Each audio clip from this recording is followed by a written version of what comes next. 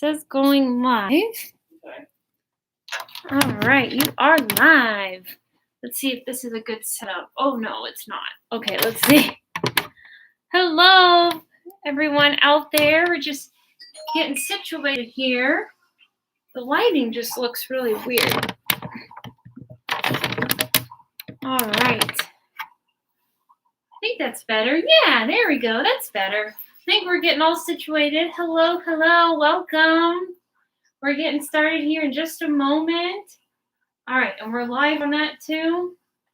Yes. Okay. All right. Happy Friday. Thank you for joining us today on May 29th, already the end of May. I hope you guys had an amazing week. And I wonder if you're getting rain today like we are. But we can't complain. We've been so blessed. It's been so nice out this week. And you walk outside and it just feels like summertime. It's like, oh my gosh, that's wonderful. So hopefully you guys have gotten outside and maybe gone for some walks or, I don't know, whatever you like to do. And here's Brian now. He had to get his coffee, of course. He's got to have his coffee. My fuel. He has coffee and I have my green apple fizz stick. So we both have our little caffeine going. Yeah, so hello. I was going to say something. What was I going to say? You're going to say how wonderful I am? Yeah, you are wonderful. Oh, thanks.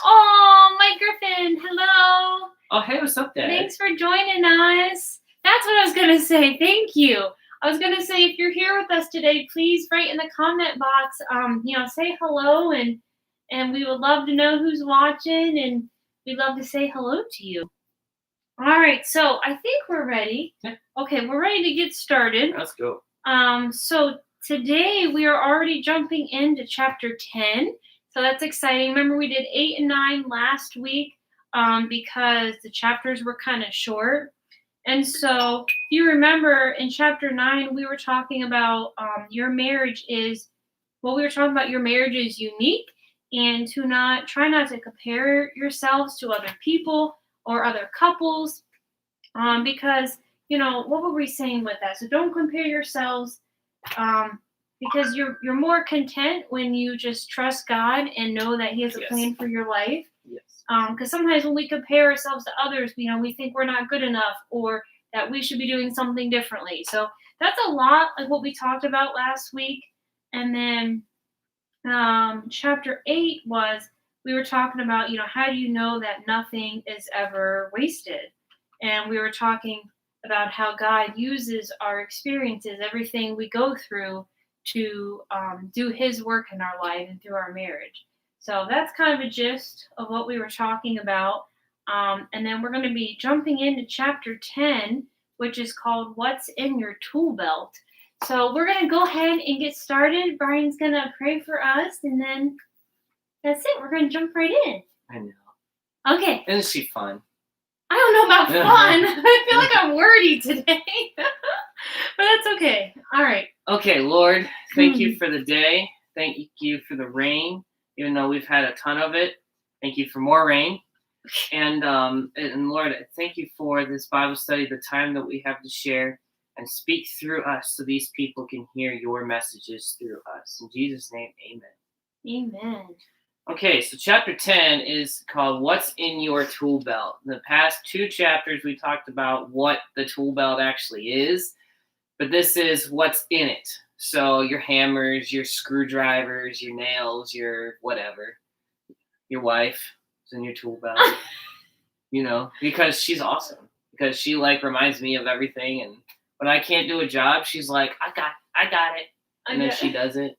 Yeah, she's awesome. So anyways, so get a wife.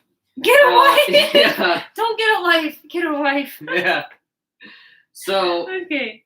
You are, whether you know this or not, you are unique, and your marriage is unique to other marriages. Mm-hmm. If you think that your marriage is unlike every other marriage and every other marriage looks happy, well, we talked about this last week, that Facebook and Instagram and Twitter and all those other whatever, they portray, they have you see what they want you to see.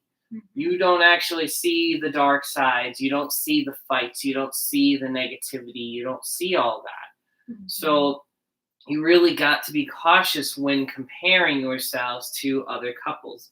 I do compare myself a lot to other people, but I do it in a sense of growth. So I don't compare with jealousy. I compare with the intent of getting better, if that makes sense. But I don't do it with marriage. I do it with skills like trombone and teaching and things like that. But not marriage, because I think, honestly, I think that'll ruin you to do that. But anyways, so you are unique. Your marriage is unique, and everybody has different experiences. Your experiences are different than mine. My experiences are different than hers. She lived under a rock. No, she really didn't. Well, she kind of did. She lived under a rock, and I was pretty much allowed to do whatever I wanted. And so we had different experiences between that. Plus, we had different skill sets. She's a really, really good teacher. I'm still learning to be a really good teacher. You're a good teacher. Well, I'm still getting better. We're all getting better. But you're like ridiculous compared to me. Oh, I appreciate that, but we're all. She is. She's ridiculous. She's being modest. No. So think about it like this. Your marriage tool belt is like a wedding gift from God. It is a sturdy belt, and it's meant to bind the two of you together so that you work together as one, as a team for his glory. I like the terms as one. We are two individual people that are coming together as one unit. So we're moving the same. We're moving the same direction. We're moving at the same speed. Sometimes when we go on our walks in the morning, I hold her hand and I try to walk the same tempo and the same kind of footing and stuff as she does, just because I just want to. Yeah. It's easier to. Yeah, it's easier when you're swinging your arms, if you're trying to go opposite, it's like it feels uncomfortable. Yes.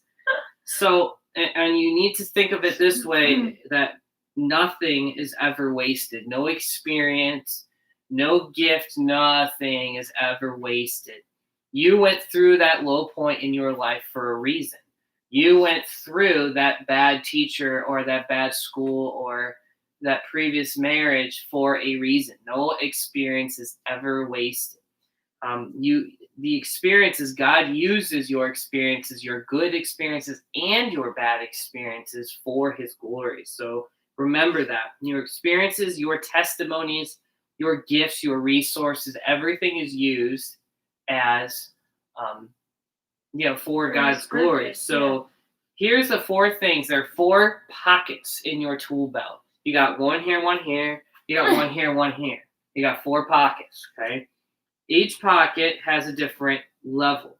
One is experiences, one is testimonies, one is gifts, and one is resources. Now let me go through each and every one with you. So pocket number 1, which is right here, that's your experiences. So you have experiences. You all know what an experience is. I don't have to explain what an experience is. Everybody has them. But if you don't know what experiences are, or what they include, I guess, your experiences include conversations you have engaged in, conflicts you have persevered through, relationships you've had, jobs you have held, camps or conferences you've been a part of, churches you have attended, educational opportunities you have had, skills you have learned, countries where you have traveled, and many other life events that you have participated in. These are all experiences, and you know this, okay? So your past experiences will actually help you navigate difficult situations and preset trials. So if you have a trial that you're going through, or you're going through a really dark time, your past experiences actually had you, basically trained you for that point. And remember, God won't have you tempted beyond what you can control. So he puts you in a darker place to tempt, or not to tempt you, but to prepare you for your even darker place. or he puts you through this really, really dark time, this really bad time, to prepare you to help everybody else when they go through their dark time. That makes sense. So your dark times are used for his glory. Can I comment on that? Sure. So yeah, he does use our dark times for his glory. And when you said, what did you just say? When you said, oh, I'm struggling through this. He uses your dark time. Yeah, he never gives you more than you can handle, basically. Yeah. But he never gives you more that you can handle with his help. So, when you're going through something that's really hard, you're being allowed to go through that, but you're also needing to rely on his strength to get you through. So it's like, yes, we could say he doesn't give us more than we can handle. Okay, but really he doesn't give us more than we can handle without his intervention, right? Without his help. Mm-hmm. So sometimes when we go through struggles, we're just like, yep, I got this. I can do this. I could fight through this. And when really we're like, okay, hey God, okay, can you help me through this? I can't do this on my own. Does that make sense? Yeah. Okay, I gotta get my thoughts together today. I'm all over the place. Okay, I'm ready. It's just like her beauty. It's just all over the place. place. My gosh, he's so silly. Okay, anyways, go ahead. Oh my gosh. Okay, so think about your experiences. So right now, think about your experiences or one experience that you've had, good or bad experiences. It's interesting how your mind automatically goes to the bad experiences. Whenever I think of my past, I always go to the bad times and what I've learned from the bad times instead of going to the good times. So something to think about. I like that you mentioned that. Yeah. But it's really easy to just think of the bad. Yeah. Yeah, we always think of the bad. I feel like we overlook the good sometimes because all we can see is the bad. Mm-hmm. I'm going to keep chiming in. Yeah. I love to participate, so I'm sorry if you were mid-thought. I'm done. So think about your experiences right now, good or bad. Think about what you've learned from them, from those experiences. So I'm trying to think of an experience that I learned from. So I had a really bad experience. Of course, we go right there to the bad experience. I had a really bad experience in college, and I learned from that. That lasted 2 years, more than 2 years. And through that, God used that to help me deal with some of the other experiences that I've had to deal with after that. And then I'm like, oh, this is nothing compared to this. And I was able to deal with it and go to God about things. And so that's that. There's been good experiences, such as I play with a symphony, a professional symphony, and that was a great experience. I won that symphony, and when I played the audition, I actually I played the first round, and I put my horn away, thinking I was done. I was like, that's it. They're not going to pick me. Just put it away. And then my name was called, and I'm going, okay, cool. And pulled it right back out. And then I did it again. After the second round, I played, and I'm like, no, that's it. Because I royally messed up one of the excerpts. I'm like, okay. So I just put the horn away, and I was ready to walk out, and something pulled me back because I was going to leave. Something pulled me back and said, no, stay right here. So I said, okay. So I stayed right there just to see or just to hear who they picked. Well, they picked me. I'm like, are you serious? So that was a total God thing. And so now I get to play with this awesome symphony because God wanted me to play with this group. And it's a great group, and I love to play with them, and I love the people in it, and it's one of the things I really look forward to. But those experiences are used to use your gifts. God used that symphony for me to use my musical gifts. So he's always there. He's always doing things like that. Do you have any experiences like that? She's so cute. No, I'm sure I do. I was just really listening to what you were saying. I wasn't doing that thing where I'm thinking and not listening. Like I do every day. No, every minute of every day. Oh, what good experience! I've had a lot of great experiences. Oh, I should have thought about this ahead of time. I feel like I'm in an interview and I'm all nervous now because I don't know. I'm putting you on the spot. Well, because there's things that I'm thinking of the bad experiences too. I think. But let me think of the good. Well, I've had a lot of good experiences. Okay, so how about this one? This one makes me sad. But taking care of my grandmother. Growing up and like when she needed taken care of in that experience, it was hard during that time, but I wouldn't trade it for the world because I got to spend time with this amazing woman who has taught me, love and compassion and just how to care for somebody and to have sympathy. And I just learned so much through that. And maybe sometimes it was hard, but now looking back, it's like I wouldn't trade it for the world. And I felt like God was just, using that experience, to teach me so many things. And now I really love people. I really care about people. And, I hurt when people hurt. I don't know. That got kind of sad. I'm sorry. I could think of a different one, but it was a really great experience. Yeah, it though. was. I know I lived under a rock, but like I had really great influences in my life, and I can't, I would never change that for the world. Mm-hmm. I mean, I could think of other things, but I don't know if I want to share all of my experiences. Just because it's funny, and I always like sharing this, I say Alicia lived under a rock. Okay, so we went out on our first date, and she got in my car, and I was driving a Chevy Cobalt, a stick shift Chevy Cobalt with roll down windows. You remember those? You got to crank it to roll down the window. She was hot, and she's like, can I roll down the window? I said, yeah, sure. And she goes, where's the button? I'm like, button? There's no button to roll down this window. I'm like, it's right there. And she goes, what's that? I said, it's a crank. She goes, are you serious? I'm like, yeah, you gotta crank it. You've never seen it? She's like, no, I've never seen that in a car. I can't help it. I don't know, honey. Whatever. I'm like, hey, I'm cheap. I grew up cheap. No, you did not. Anyways, I feel like we're getting off topic, so that's experience. But it's a funny experience. It is. It's a funny experience. Now I don't ever want to roll down windows ever again. Anyways. I thought it was funny. Anyways. So. Oh, that and your locks weren't power locks. Yeah, my locks weren't power locks. I had to get used to locking this door. Like, did you lock it? Like, what do you mean lock it? I had to, like, push the lock down. What is this? Like, do you remember this? Every time I get out of the car. Yep. You had to lock it. So weird. God. Yes. So God can use these experiences for his purposes if you allow him to. So what's the purpose of the experience of discovering that you had to roll down the window instead of push the button? What's the experience?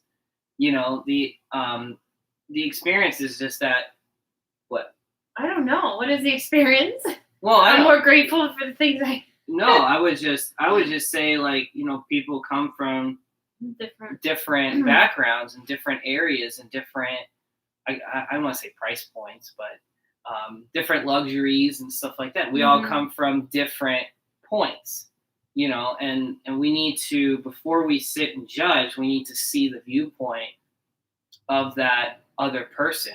And I do this a lot. I did something yesterday. I said something out loud, and then I noticed something about that person, like not even thinking about it, and said it, and then I noticed something, and I was like, oh, okay.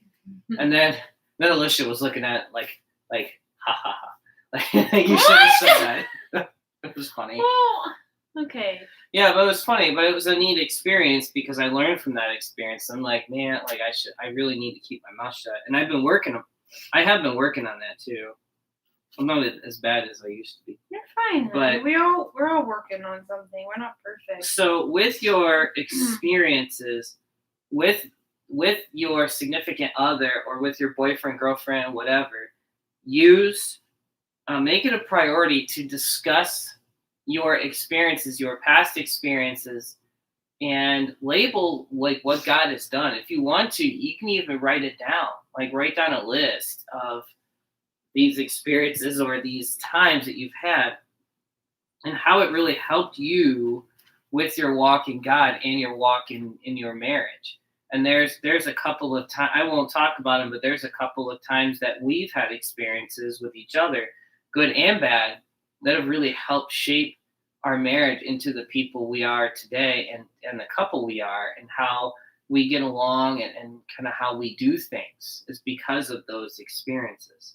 So definitely talk about it, and share, and kind of figure out, especially if you're a couple that, I don't want to say on the fence, but maybe is having, like, going through a valley, I guess would be a better term. Yeah. Like, talk about those experiences and why you think God put you guys together, and why you're unique as a couple, and figure out your skills, figure out your experiences, and what God is doing to help you. Yeah, I think it's good too because you can remind each other of the good. Because when you're going through trials, or you're having a hard time with your spouse, there's probably some good in there. But the good's hard to see. You've got to be purposeful in finding the good. And so I think if you talk about your experiences, you can just remind each other, like, wait a minute, like, yeah, we're going through this right now, but look at this, this, and this. This is really awesome, and look at these awesome people we have in our life, and look how we're growing right now. And I just think if you constantly encourage each other to see the good, it's, I don't know. I mean, it's a mental thing. Like, you've got to look, you just have to look for the good, because if we only focus on our struggles, and the hard things, it's just, life just kind of feels depressing sometimes, I think. It does. It And does. And I love how you said to reflect on it. Something I really love to do, and I don't remember who taught me this. I don't know if it was in, like, Sunday school or something growing up. I don't know, but I love keeping a prayer journal. I've shown you guys our prayer journal. But it's so fun to write down prayers, to pray, but also to kind of look back too. Because sometimes I'll do that. I'll turn a couple pages back and kind of look like, oh, I was praying about that, a few years ago. And wow, look at it now. God answered that. Or, I was praying for this person. And look at this person now. Look how they overcame what they were going through. Yeah. Because sometimes we pray and pray and pray, and we feel like we don't see results. But then, things do change, or things, happen how God wants them to. And then you can look back and reflect. You're like, wow, like, He was walking with us during that whole time. We just didn't see it. And so, I don't know. I think that's really neat to do that. Yeah. Yeah. Are you going to mention this part? Or I guess you kind of did. Yeah, I kind of did. Yeah, I just love what it said in the book. It says these experiences, whether good or bad, will be used by God for His purposes if you allow them to. And I just thought that part, that really stuck out to me, because it said, if you allow them to, if you let God use these experiences for His purpose, then good can come out of it. Mm-hmm. And who knows, maybe you can help people who have also been through the same things you went through. Maybe there might be people who feel like they don't have hope and how they're ever going to come out of it, but you conquered that. You went through that. God brought you through it, and maybe you can just help somebody else, give them some encouragement. Yeah. So that's experiences, right? Yeah. So that's one pocket. So one pocket. What was that noise you made? No, what was that? What was that noise you did? I went, psh. Oh, psh. That was the noise. I don't know. Or it was like a popping noise. No, just keep going.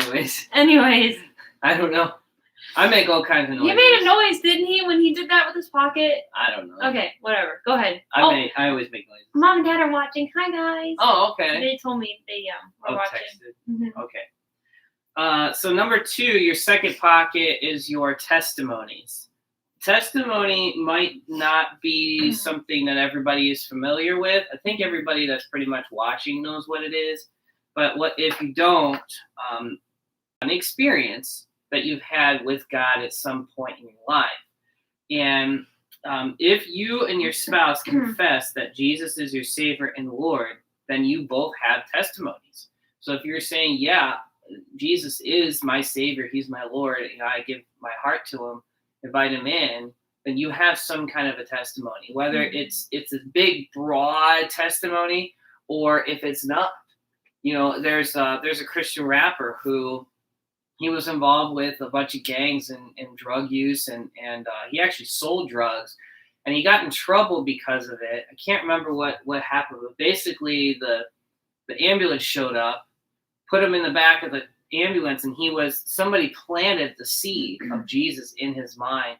And he went in the ambulance and he said, God, he goes, if you're real, just give me a sign. You just let me know. And just all of a sudden, just this peace came over him. He's like, I was totally calm because I knew that I was just going to be okay. Whether I lived or died, I was going to be okay.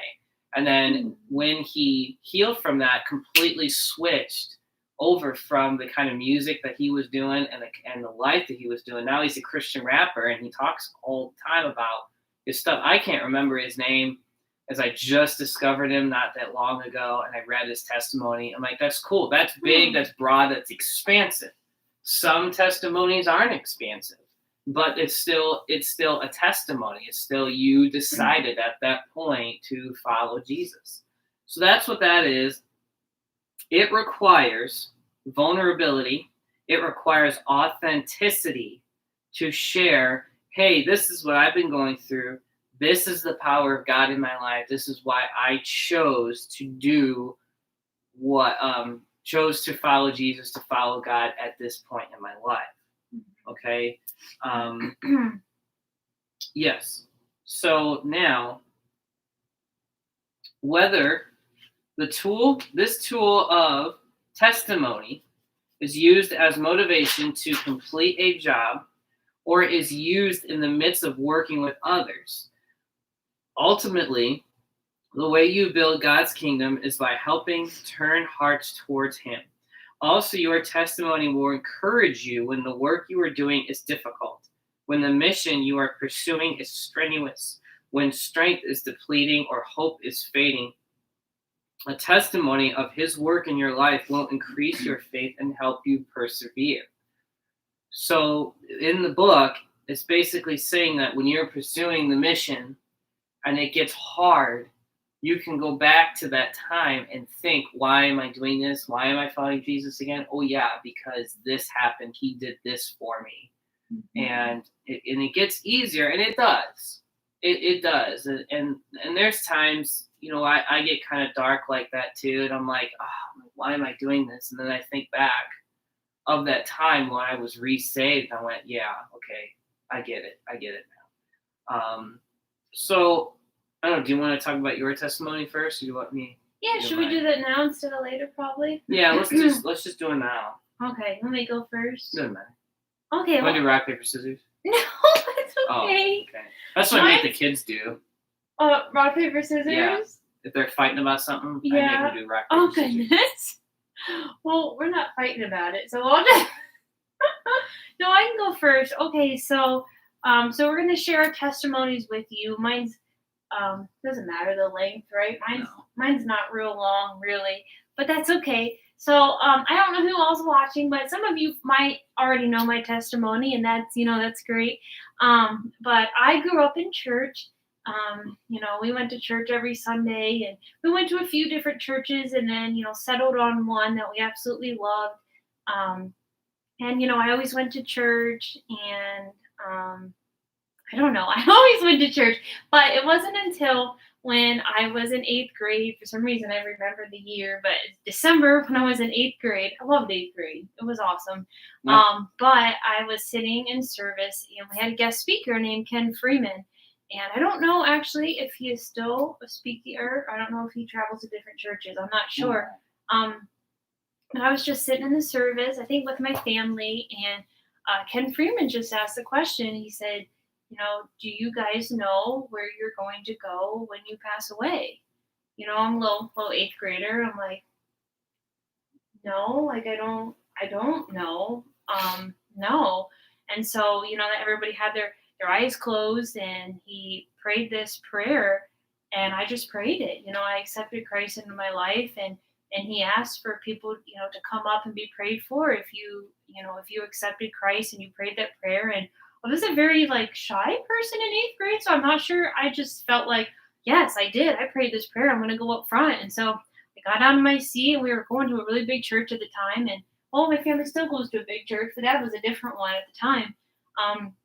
And I went to the front, and I someone prayed with me, and then that was it. I just knew I had Christ in my life, and I just remember I had this Bible, and I was so excited to read it all the time. I was fired up for God, and I would read the Bible, and I immediately got involved in youth group, and I loved it. I would go Sunday and Wednesday. And then we started going to a different church, Jersey Baptist, which where my family still goes. Well, Jersey Church, I think they changed the name. It was Jersey Baptist. But I got really involved there. I went on a mission trip, and that was awesome. We went to East St. Louis, and we were fixing up homes, and it was such a great experience. I got to go with my sister, which was awesome. I did that, and then I started serving, as soon as I could. I started helping out with the nursery at our church, and I just loved it. And I don't know, I'm just so blessed that I had Christ in my life at such a young age. I'm blessed to have my parents who took me to church and introduced me to God, and then that I had that experience where I was able to just accept Christ. And I was so powerful. I'm so glad, I'm so thankful I was so young, because in college I didn't go through the typical college things that people normally do. I wanted to live for Christ, and we found a great church. And yeah, Brian and I started going together at that church at the chapel, and that's a whole nother story. I keep saying we need to share our story together with them on here. But anyway, so I got involved with that in college, and I was super focused on school because I wanted to be a really great music teacher. And yeah, I don't know. And I was thankful that God put Brian in my life, and I didn't see him coming, but he came, and I don't know, we got married. Just showed up. He just showed up in my life. I'm like, I want to be a music teacher. And he's like, hey, what's going on? And so, Brian got in my life, and I'm just so blessed to have a Christian husband who loves Christ as much as I do. And I know not everybody has that. And I just feel so fortunate. I feel so fortunate for the people that God's placed in our lives, and the family I've gained through marrying Brian. We have so much family, and I love it so much. Got family like just different places Everywhere. in Ohio, and Yeah. I just feel really blessed. So I just, I got saved in 8th grade, and still pursuing Christ because he's everything, and he's just done so many miraculous things in our life together, and in our marriage, and our family, and our friends, and here we are. So we're leading our first Bible study together. I've always wanted to lead a Bible study, and God's like, all right, you guys are going to lead a Bible study. So here we are. Mm-hmm. So then, I don't know how to end a testimony, but here at present day. There it is. There it is. Yeah. Okay, I went first. Now it's your turn. We're going to skip me. Okay, so the next one is... Wait a minute, I just shared you. I'm just kidding. Should have had him go first. So, mine is... was kind of the same situation. I grew up in church. My parents got divorced when I was young, and I had two different views of things. And so one side I was grown up in the church, the other side I wasn't. Not to say the side that weren't Christians, didn't believe, but they weren't frequent like churchgoers, prayer, you know what I mean? So, but anyways, so I got to a point. I went, through camps and had different experiences through the camps when I was younger. I was part of youth group, and I had a hard time making friends with people. And I remember I finally made a friend in youth group in high school, and we just kind of stopped. Like all of a sudden, we just stopped hanging out and stuff, and it was really sad. I wanted to connect with other teens, other Christian teens and stuff, but for some reason I just quit. But anyways, I went to college, and then I decided that I was just tired of it. I was tired of the whole thing, and I wanted to do what everybody else was doing, and I didn't do like any drugs or anything like that. I didn't go crazy like some of the college kids that I hung out with were doing. I'm like, I ain't doing that. So, but anyways, long story short, a couple years down the road, I was delivering pizzas, and I was always felt drawn to this place. It was an old theater in the place I grew up in, and it was run down, but it was bought out by a church called the International House of Prayer. The International House of Prayer has churches kind of all over the country. Their main one is in I can't remember where it is. I don't know. They have a 24-hour worship service. You can find it online. Search International House of Prayer. It's called 24/7 Worship. I think they have it on YouTube now. You can just look up IHOP and it's there. But anyways, I always felt drawn to this church and I always wanted to go. I always felt something telling me to go to that church, just walk in. Because all I had to do was walk in. And I didn't want to do it. I just always felt I could do something else. I could find other things to do. Well, I showed up to work one day, which was right down the street, and they said, "You're not scheduled." I'm like, I thought I was scheduled. They said, "Well, you're not scheduled." So I had this night free, and I was right down the road, and I said, "Oh yeah, Kansas City. That's right. It's in Kansas City." Thank you. So I decided to go to this church, and I pulled in the parking lot, and I'm nervous because I hadn't been to church in 2 years, 3 years, maybe more than that. I honestly said a little prayer before I went in. I'm like, God, if you're gonna do something, just do it. Just let me experience this, And so I started walking towards the door, and I was, this nervousness started to have a different feeling, in my chest, and I'm like, okay, I'm just whatever, just nervous going in here. Walked in, took 2 steps in, literally couldn't feel my feet anymore, my legs. I hit the floor, could not move, was crying, I was shaking. I mean, it was just all God that was doing that, and basically God was there and just showed me that he was real, and he was there, and he's been with me that whole time. And right there, I stopped the going out with these people, and I stopped not believing. And there was a period of time shortly after that, I went through this time of, is God real? Actually, I think it was before then. I went through this time of, is God real? And I would just kept thinking about it and looking up things and reading about things, and I couldn't decide. And honestly, I decided that I was going to keep believing in God because it was easier to believe in God than to not believe in God. So that's what I kept doing. I kept believing, but I didn't truly believe that he was there with us all the time until that experience, and it completely changed me. And then shortly after that, I went out and bought a Bible. It's my first Bible that I actually paid for, and I was reading it and was actually using it. And then that's when Alicia started to hang around, and she was all like, "What's up?" No, she did not go like that. She wasn't like that. That is not how that went. No. You were like, "What's up?" Yeah, you were like, "What's up?" That was not me. So yeah, and then the rest is history, and here we are. So, but that's that's our testimonies. So you can use your testimonies as to plant that seed in other people, and use that testimony to help yourself. When you decide that, I need some help with this, you can think back on that thing. It's cool. So yeah, it's good, and it's neat to share your testimony because, we're not perfect people.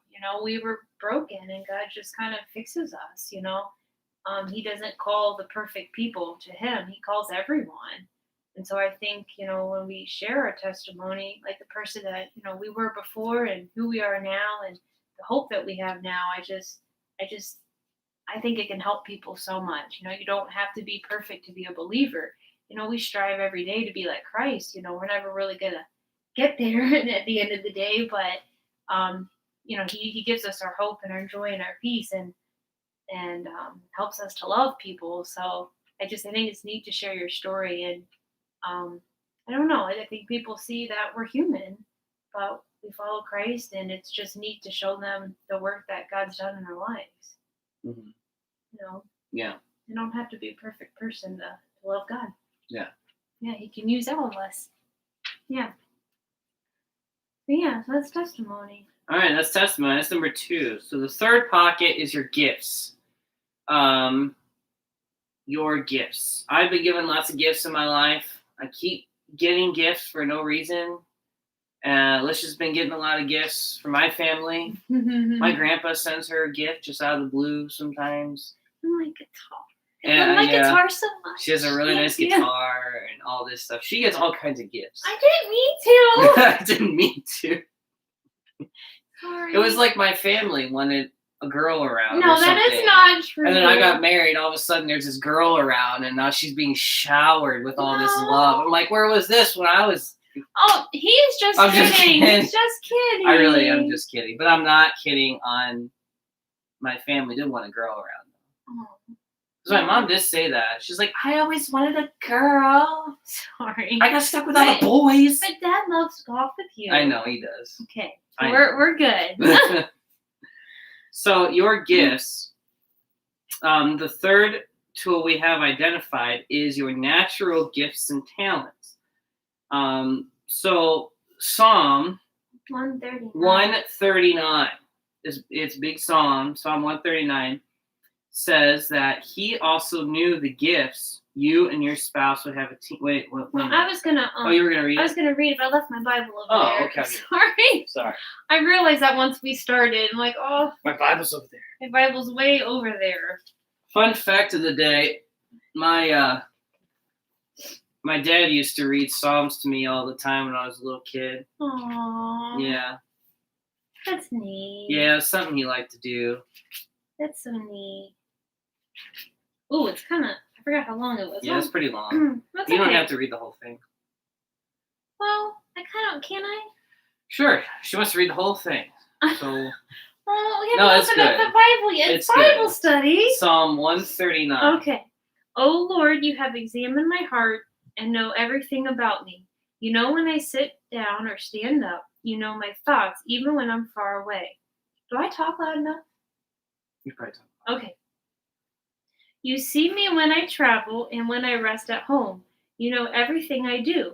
You know what I am going to say, even before I say it, Lord. You go before me and follow me. You place your hand of blessing on my head. Such knowledge is too wonderful for me, too great for me to understand. I can never escape from your spirit. I can never get away from your presence. If I go up to heaven, you are there. If I go down to the grave, you are there. If I ride the wings of the morning, if I dwell by the furthest oceans, even there your hand will guide me and your strength will support me. I could ask the darkness to hide me and the light around me to become night, but even in the darkness I cannot hide from you. To you the night shines as bright as day. Darkness and light are the same to you. You made all the delicate inner parts of my body and knit me together in my mother's womb. Thank you for making me so wonderfully complex. Your workmanship is marvelous. How well I know it. You watched me as I was being formed in utter seclusion, as I was woven together in the dark of the womb. You saw me before I was born. Every day of my life was recorded in your book. Every moment was laid out before a single day had passed. How precious are your thoughts about me, O God. They cannot be numbered. My pages are sticking together. Okay, I got it. Oh, I had it. Okay, thank you. I can't even count them. They outnumber the grains of sand. And when I wake up, you are still with me. Oh God, if only you would destroy the wicked. Get out of my life, you murderers. They blaspheme you. Your enemies misuse your name. Oh Lord, shouldn't I hate those who hate you? Shouldn't I despise those who oppose you? Yes, I hate them with total hatred, for your enemies are my enemies. Search me, O Lord, and know my heart. Test me and know my anxious thoughts. Point out anything in me that offends you, and lead me along the path of everlasting life. Okay, I know that was long, but the main point was to knit me together in mother's womb, right? Mm-hmm. Okay. Yeah. So God actually made you, like, made your gifts, gave you your gifts. So if you have a gift for music, which is pretty crazy in my family. Yeah, they're crazy good at My music. family's kind of like ridiculous. His dad just like plays anything. Like, Yeah, he and just he's just like whatever. He's so good Like, at yeah. guitar. It's so cool. And my grandpa's like that Oh too. yeah, Grandpa, I just fiddle. And Yeah, he's like, I just fiddle. That's all I do. I just fiddle. and he's like really good. Yeah, and then like we slept over the one day and we got up in the morning and he's fiddling On his guitar. with the guitar. We're like, really? That's fiddling? Okay. I think Yeah. that's really good, but And your family's really musical too. yeah. Like your mom's a really good singer. Oh yeah, she is. She'll tell you up and down that she's not, but she's really And good. she plays by ear on that. She could sing. She could sing in a professional choir, Oh, but she'll tell you she can't. what is that face me? I'm staring down my mother-in-law. Oh goodness, not a good idea, You need honey. to. You need to audition for choir. Anyways. So your gifts are given to you. So if you have a gift, maybe you're really good with motors, like gears and stuff. Maybe you're really good with that, like working with your hands. Maybe you're good in construction. Like some people who are in construction that I've talked to don't really enjoy it too much, but what they do enjoy is creating. They don't enjoy like all of the work that goes into it, but they enjoy like the mindfulness of it, the creating. Oh, if I take this and put it together like this and add a shelf in here, I can create this beautiful thing. So that is a gift. Mm-hmm. Those are gifts. So here's the thing. Here's you, and here's your spouse. You have a gift of, I don't know, flying. You want to fly airplanes. And then here's you. Here's your spouse. Your spouse is, let's say, a firefighter. I don't know. And then God puts you guys together. So, okay, airplanes and firefighter. Well, what does that have to do with anything? Well, it has everything to do with it because God designed you and designed your spouse and designed you guys to be together. So your marriage is not an accident. And you have to understand that. Even if you've been divorced, that relationship was not an accident. There's a reason why that relationship was together. And personally, it always took me a really long time to recognize that. I used to think that divorce was just like this thing, and it's really not. Like there's a reason why people get together. There's a reason why these couples are together. And there's always something good that comes out of it, even though, the negativity of it, but there is a good thing that comes out of it. So you and your marriage are no accident.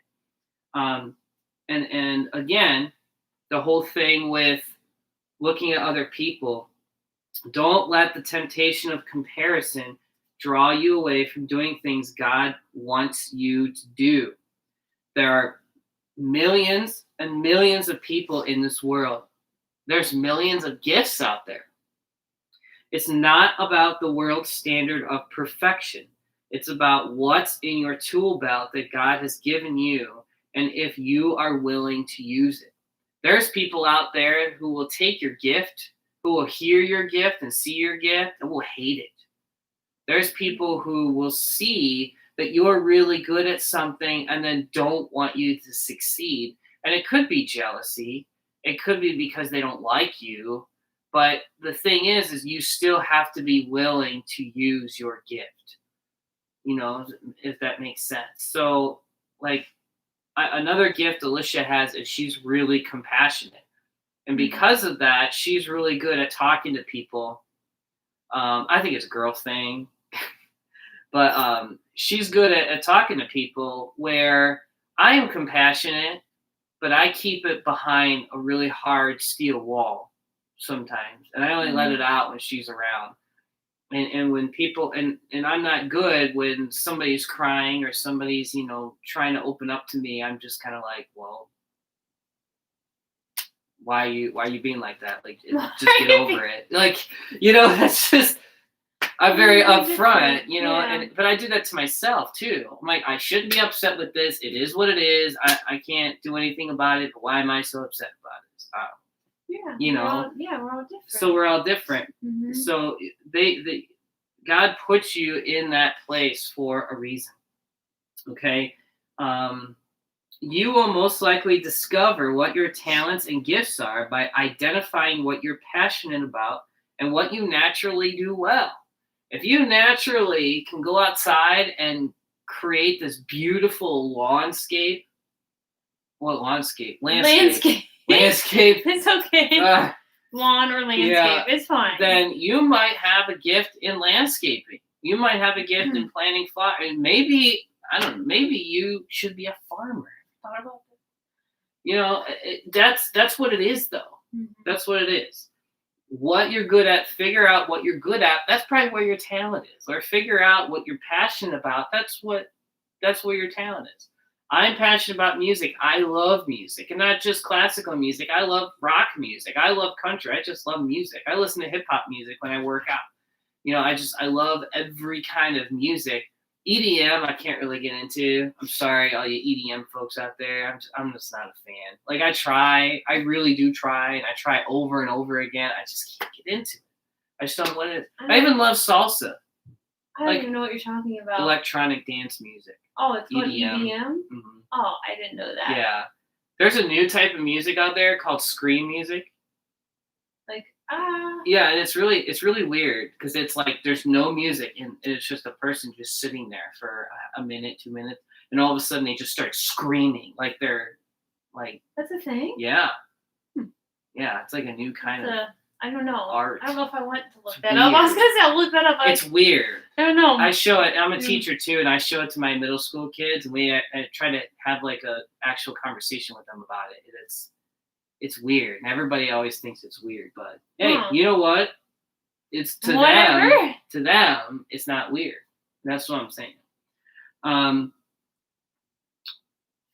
So the experience of discovering and navigating how to use your gifts as a team for God's purpose is an intimate, affirming, and extraordinary adventure.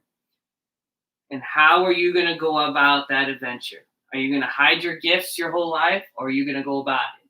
I always think of like the shy elephant in the movie Sing, when she, you know, she has a really, really good voice, but she's so nervous and she hides her gift until finally one day she opens up and like everybody loves it. Now she's like super famous.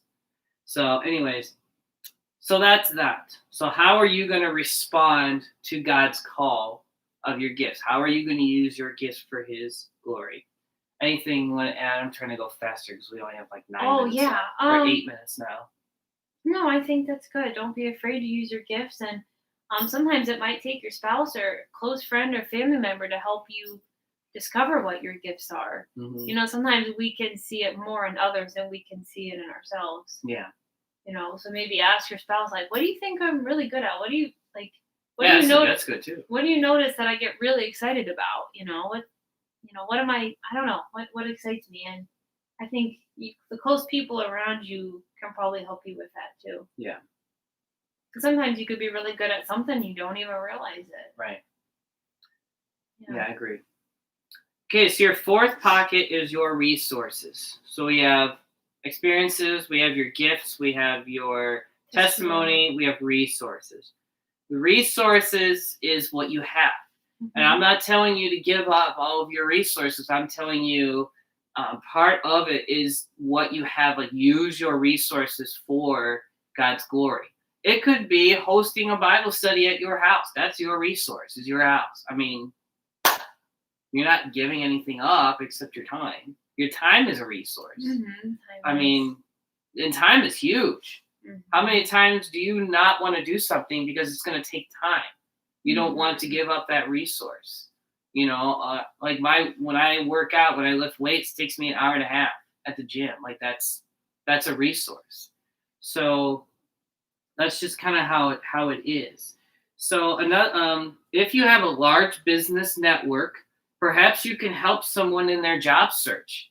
I could rattle you names down of people who have helped me in my job search, or who have say, hey, go talk to this person because that person knows this person, and this person, this person. I know whatever. Yeah, I've gotten gigs from people like that. If there is a nearby pregnancy resource center, perhaps you and your spouse can volunteer your time or provide specific needs of fathers and mothers whom they purpose to serve. If you and your spouse have a home, maybe God wants you to open it up and welcome others to your table for food and fellowship. I mean, those are just a few ideas. Yeah. I mean, I have an unbelievable amount of dress shirts. Like, if I had some kid that I teach said, well, I have to like go to court or something. I don't know. And I have nothing nice to wear. I give him one of my shirts because I have a ton of these. I mean, that's what you do. That's what you do. You give up your kind of resources, or use your resources for God's glory. God is already at work, whether you believe this or not. He is working in your life. He wants you to get better, even if you're like on the highest level. He still wants you to get better, and we say that in music too. Even if you think, okay, it's done, it's polished, I'm good. There's always something to get better at. So the work of God's ministry and the way in which his kingdom is built happens in many different ways. God wants you to do good for his purpose. So he has equipped you and your spouse with experiences, testimonies, gifts, and resources in order to carry out the work he has called you to do. The truth is, God is already doing incredible things in this world, and he is inviting you to join him. So that's just it. Are you going to join him? Are you going to use all of these things, these 4 things, for God's glory, or are you going to use it for yourself? If you use it for yourself, that's fine. But ultimately, our goal is to serve God. And that's actually the number one goal in the Bible, is to go and spread the word of God. Go and make disciples. So, and that's our goal, is to make disciples. That's why we're doing this. It's just to help create disciples and all that stuff. Not just to show Alicia's pretty face. Oh, jeez. I know. So here's questions for reflection. Yeah, but Oh, did you have something to add to that? I did, but the comment threw me off. I know. Every time I compliment her face, she's like, "Oh, thank you." No. I'm just kidding. I don't know. Something about God being at work, inviting you to join him. Well, I mean, yeah. And I think, these might be things you've already thought about before, but maybe I've never thought about how you can do this with your marriage. And I think it's so cool. Marriage, I don't know. I love marriage. I think it's so neat, God taking 2 people and using their gifts and their talents and their resources, and he puts them together, and he's like, all right, what can I do with this marriage? What can this couple do for my glory? And I just think that's so neat. We have God in our life, which is amazing, but then we have each other. We get to be one unit and a team, and we get to do things to serve him and his glory, and to truly help people. And how God designed marriage, I just think it's really cool. It's not about like, what can we get out of marriage? It's like, how can God use our marriage to bless people? And I love that. I think that is just so cool. And I love when we make that our focus. When that's our focus, it's not about like, what am I going to get out of it today? How's he going to make me happy today? Blah, blah, blah, blah, blah. It's not that. It's, what can we do today to help people? What can we do? If we focus on God, what does he want us to do to bless others? And I don't know, that just gets me excited. I feel like, marriage is just so exciting. I don't know if you guys have felt this or not, but when you're serving with your spouse, or you're doing something for God's glory, and helping people, you just find so much joy and peace in that, I think. And excitement. I don't know, it gets me excited. Yeah. That all makes sense? Okay, that wasn't planned. Yeah. All right. So the questions, we won't spend much time on this. I know we're almost out of time here. Kind of. We always stick to about an hour, but it's not going to cut us off, I don't think. No. Okay. But it says, number 1, what experiences have you had both individually and as a couple that might be useful in building God's kingdom? So that's a question to think about. I didn't really think about it like that, as both as individuals and as a couple. I was thinking more of like our experiences that we've had like on our own, but what experiences have you gone through as a couple? And then how did God use that, or how is he using it right now? Or you might not know. Sometimes we don't always know how God's using us. Sometimes we learn about it later on. It's like what they say, you don't know the impact you're having on people, and you might not ever know, but we should keep trying anyway, right? Yeah. So that's the first question. If anyone wants to comment, I'm watching. So we'll address your comment if you like, but don't feel like you have to share. These are just kind of things to think about. Number 2, what is your testimony? How has God shown his work in your life? Yeah, how has God shown his work in your life? So that's when we were talking about our testimonies and what God has done for us in our lives. Number 3, what are your gifts and talents, and how might they be used by God? So, and I was just thinking about this. I wonder if those gifts change sometimes over the years. Oh, they definitely do. I think so. Yeah, I As think you they get do. older, you know, I never really thought about that. But like Yeah. maybe you have a career or something, and then you're retired, but then a different gift that you have is shown. Like maybe you're really good at talking to people, encouraging couples, and giving them financial advice. Oh, that is amazing when you just talk to people who've been doing life for a long time. We're like, help me, I don't know how to do this. What does this mean? There's so many ways that God can use people in different walks and different areas of their life, different points in their life. Right. Yeah, interesting. Okay, and then number 4, what are some resources you have that you can share? So we're thinking about those resources. What do you have, whether it be time or money or food or I don't know, so many resources. Yeah, so just Food's a big one. Yeah, food is a big one. Coffee. Yeah, coffee. Coffee. Yeah. Coffee. So yeah, that's mainly the questions. I mean, I don't know if anybody really wants to respond to those, or maybe you just want to think about it this week. Maybe talk it over with your spouse, or just think about it to yourself, and I don't know, just kind of be reminded that God's at work, whatever you're going through, good or bad right now. He's working, he's doing something, and if you're married, he definitely wants to do something through your marriage. So it's pretty neat. Yeah. Yeah. That's cool. So I mean, I think that's it. You think? Yeah, it is it. So that was the tool belt. Next week it says part 4, dreaming together, the application. And so we'll be studying chapter 11, take inventory. So if you're reading the book with us, remember it's Marriage After God. We'll be studying chapter 11 next week. So yeah, all right, guys. So again, if you have any prayer requests, please reach out. Got my little prayer journal. I'm ready to write some prayers down. If you guys need anything, or if there's anything you want to discuss, we would love to chat. So, feel free to call us or send us a message or an email or something. And if you want to talk about anything we've been going over or just talk about God, we love to do that too. So, yeah, I think that's it. Yeah, okay. So Brian's going to close us in prayer, Mr. G, and then I'll say bye. Okay. I'll wrap us up. Okay. Lord, thank you so much for this time, and thank you for your words that you have spoken through us.